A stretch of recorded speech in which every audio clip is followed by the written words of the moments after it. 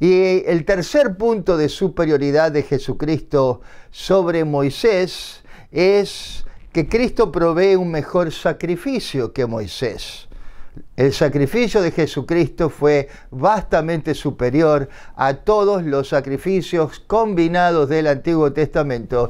Y se acuerdan que hemos visto 5 tipos de ofrendas, de sacrificios que el israelita típico tenía que hacer en su vida, ¿verdad? En esa época estaba el holocausto, la oblación, la ofrenda de paz, la ofrenda por el pecado y la ofrenda de expiación, aparte de otras fiestas y otras cosas que vamos a ver nosotros. Ninguno de esos sacrificios, de ningún tipo de animal que se sacrificaba en el Antiguo Testamento, sean carneros, sean becerros, sean toros, sean corderos, sean machos cabríos, sean tórtolas, sean pájaros, aves, nada de los sacrificios de animales del Antiguo Testamento se compara con el sacrificio de Jesucristo, una vez y para siempre. Miren lo que dice Hebreos capítulo 10, lo voy a leer rapidito. Porque la ley de Moisés, teniendo la sombra de los bienes venideros, no la imagen misma de las cosas, nunca puede, por los mismos sacrificios que se ofrecen continuamente cada año, hacer perfectos a los que se acercan. Así que para el autor de Hebreos, la ley de Moisés tenía la sombra nada más, era el tipo, el prototipo, la copia nada más de algo que iba a ser la imagen misma de las cosas que iba a ser revelada con el Señor Jesús. Así que esa es la opinión del autor de Hebreos, no la mía, ¿no? De otra manera cesarían de ofrecerse estos sacrificios, si podrían hacer perfectos a la gente, pues los que tributan este culto limpios una vez no tendrían ya más conciencia de pecado, ¿verdad? Y eso no fue lo que pasaba. Pero en estos sacrificios cada año se hace memoria de los pecados, porque la sangre de los toros y de los machos cabríos no puede quitar los pecados. A ver, lo voy a decir otra vez. Para el autor de Hebreos, la sangre de los toros y de los machos cabríos no puede quitar los pecados. Y eso es algo que tenemos que tener en cuenta. Todo lo que los sacrificios antiguos testamentarios podían hacer era cubrir el pecado, cubrir temporariamente el pecado. Pero el sacrificio de Cristo quita completamente, remueve el pecado. Por lo cual, entrando en el mundo dice, sacrificio y ofrenda no quisiste, mas me preparaste cuerpo. Holocaustos y expiaciones por el pecado no te agradan. Eso está en el Antiguo Testamento, específicamente en el Salmo 40. Así que holocaustos y expiaciones por el pecado no te agradan, ¿verdad? Porque no son perfectos, son muy limitados. Entonces dije, he aquí que vengo, Dios, para hacer tu voluntad, como en el rollo del libro está escrito de mí. Diciendo primero, sacrificio y ofrenda y holocaustos y expiaciones por el pecado no quisiste, ni te agradaron, las cuales cosas se ofrecen según la ley. Está repitiendo.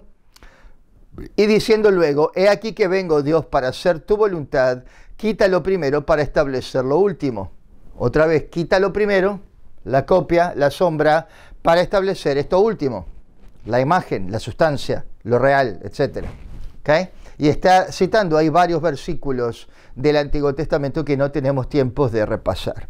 Versículo 10. En esa voluntad somos santificados mediante la ofrenda del cuerpo de Jesucristo, hecha una vez para siempre. Atención, la ofrenda de Jesucristo es superior a la de Moisés, porque Jesucristo es hecha una vez para siempre. Y ciertamente todo sacerdote de esa época está día tras día ministrando y ofreciendo muchas veces los mismos sacrificios que nunca pueden quitar los pecados. Otra vez, que nunca pueden quitar los pecados, pero Cristo, habiendo ofrecido una vez para siempre un solo sacrificio por los pecados, otra vez repite lo mismo, se ha sentado a la diestra de Dios, de ahí en adelante esperando hasta que sus enemigos sean puestos por estrado de sus pies, Porque otra vez, tercera vez, porque con una sola ofrenda hizo perfectos para siempre a los santificados. No sé si me estás escuchando, la ofrenda de Jesucristo una sola vez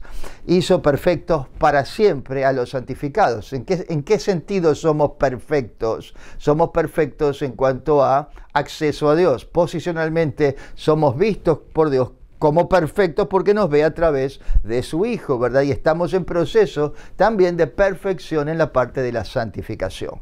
Bueno, y nos atestigua lo mismo el Espíritu Santo, porque después de haber dicho, este es el pacto que haré con ellos después de aquellos días, dice el Señor, el nuevo pacto, pondré mis leyes en sus corazones y en sus mentes las escribiré. Y añade, nunca más me acordaré de sus pecados y transgresiones. Nunca más me acordaré de sus pecados y transgresiones. Amén. Gloria a Dios. Pues donde hay remisión de estos, o sea, remisión final, no hay más ofrenda por el pecado. Punto. Y aparte, el sacrificio de Cristo es el modelo final. El sacrificio bajo Moisés es solamente la sombra, el prototipo. Así que para repasar rapidito, sacrificio bajo Moisés. Los sacrificios cubrían, pero no quitaban los pecados, eran continuos, eran repetitivos, eran de eficacia limitada. Solo por pecados de ignorancia, básicamente, no todos los pecados eran cubiertos por los sacrificios bajo Moisés. Si alguien mataba a alguien adrede, ¿verdad?, un asesinato adrede, a propósito, quebrando el mandamiento de los 10 mandamientos, no había remisión para ese pecado. Moría indefectiblemente bajo la ley de Moisés. No había sacrificio que valía en ese momento, ¿verdad? Porque hay pecados que no eran cubiertos por los sacrificios y tampoco limpiaban la conciencia de la gente. No tenían, en otras palabras, un efecto santificatorio, purificatorio internamente.